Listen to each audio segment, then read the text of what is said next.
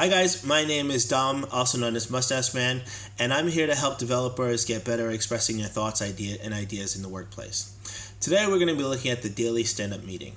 Now, if you work in sort of XP, extreme programming, or agile development or iterative process, you might have a daily stand-up meeting where you gather together with your other team members and express what you've been doing, what you've been working on, any blockers you've encountered. Now, as a developer, if you find it difficult to express yourself, it can be a little bit daunting. What do you say? How do you say it? Are they using this as a way to judge my performance? And all those things can be in your head. And I want to sort of nail it down now and say that's really not the purpose of the meeting. The purpose of the meeting is to help you understand what you're working on in context of the project.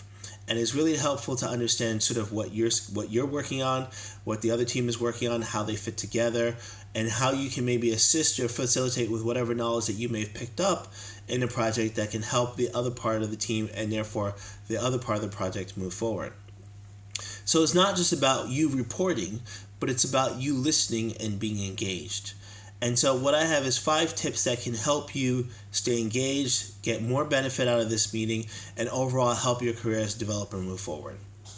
So the first thing we're going to say is if you're struggling to find out what to talk about in the stand-up, the best thing that you can do is at some point during the day, either at the end of the day before or during lunchtime or something like that, is just take a few minutes and write down what you've been working on. Has it been a unit test? Have you been creating a layout? Have you been trying to transform data from one type to another?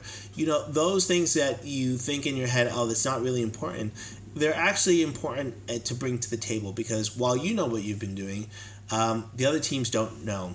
And if you've done something that someone's been struggling with, that can be a real asset. So the best thing to do if you're struggling with what to say is just take a few notes and give yourself some options of what to talk about.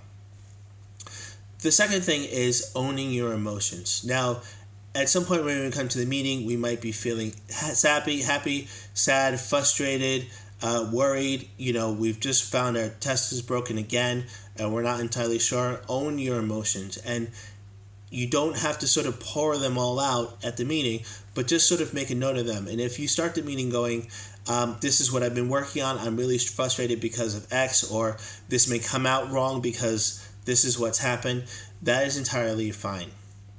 And that is a good way of helping everyone understand, hey, I'm human, this is what's going on with me. Just be aware that it doesn't sort of overwhelm the entire meeting. The next tip is to keep it about yourself.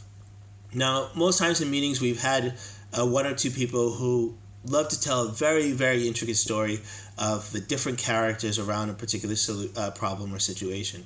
And that might be necessary to give context around the problem. But the stand-up meeting is meant to be about 15 minutes or less. And if one person takes 7 minutes to tell their story, it doesn't leave a lot of time for everyone else to share their story.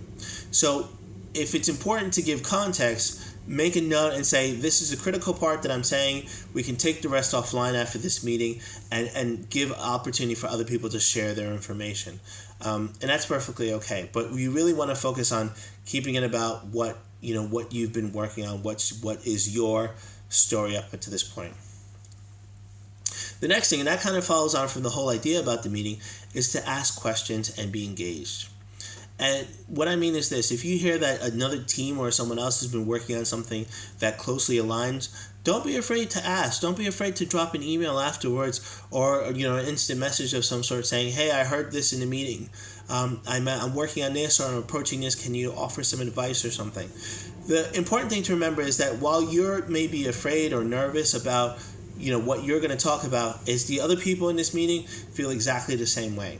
And by you reaching out and saying, hey, I heard this from you and I was interested, it helps them validate that what they're bringing to the meeting is important. Think about what happens when someone asks you about what you've been doing and what you're sharing and how that made you feel. The next tip is don't hide behind jargon. Now, as developers, we're familiar with acronyms that are about 10 and 15 characters long, and we're comfortable with that, and that is fine. But if you're in a meeting that has non-technical people, that can be really, really challenging and actually put them off from listening to you. And we're here to try and make sure that we express ourselves to as wide and a broad an audience as possible and be understood. So a general rule of thumb I have is if I have more than 3 acronyms, then I need to figure out a way of telling the story in a simpler fashion. I want to be able to explain what I'm doing to a 7-year-old, for example. Now, there are times where that's just not possible, and then you go back to saying, this is the part that I'm working on, you explain that very simply, and then you say, I can talk about it more in depth, sort of again, offline, outside the context of the meeting. And then the last thing I want to offer is, don't be afraid to share both your successes and failures. Now, I know workplaces are getting better at sort of being okay to fail, that being okay not getting it right is okay. And that's great. That's totally cool. And the way you can help foster that is to be vulnerable. Dare yourself to be vulnerable and say, hey, I tried this, I didn't get the right result, or this didn't quite work, or actually I tried this and after some frustration, I made it work, and this is great. And the reason why that's helpful is 2 things. A, it shows you're a human. You're a human person. You're trying out stuff. You're doing something new, and sometimes it works and sometimes it doesn't, and that's okay. The other thing it does is if 5 of you in different teams are working, trying to address the same problem, and you come up and say, hey, I tried this and it doesn't work, that means that the other teams can find 4 different ways of doing the same thing. Nothing burns more time in a project than 5 different teams who haven't spoken to each other are all trying the same way to do the same problem and ending up with the same result. So, if you want to think about it as, you being a cautionary tale of how not to do something, that is fine. But don't be afraid to show that you're willing to try, you're willing to give a good attempt, and it doesn't work, and also that you've tried something and it has worked, and here's how you do it. Okay. So, in conclusion, there's 5 tips that you can use to help make your next stand-up meeting more engaging and more helpful to you in your career. 1, take notes throughout the day. So either do that at the end of the day before you go home or before you go to lunch. Own your emotions. Take a little pause to see how you're feeling when you're coming into this meeting. Keep it about you and keep it short. If you need to, practice for 90 seconds when you go get that water or coffee. Think about how short you can make it. Ask questions and be part of the discussion.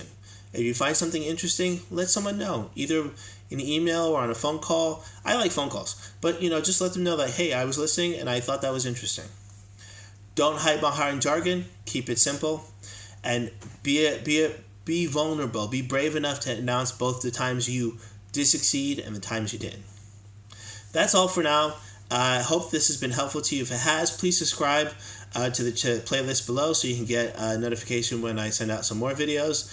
Send this to a friend if you find it helpful for them as well. And I will see you next time.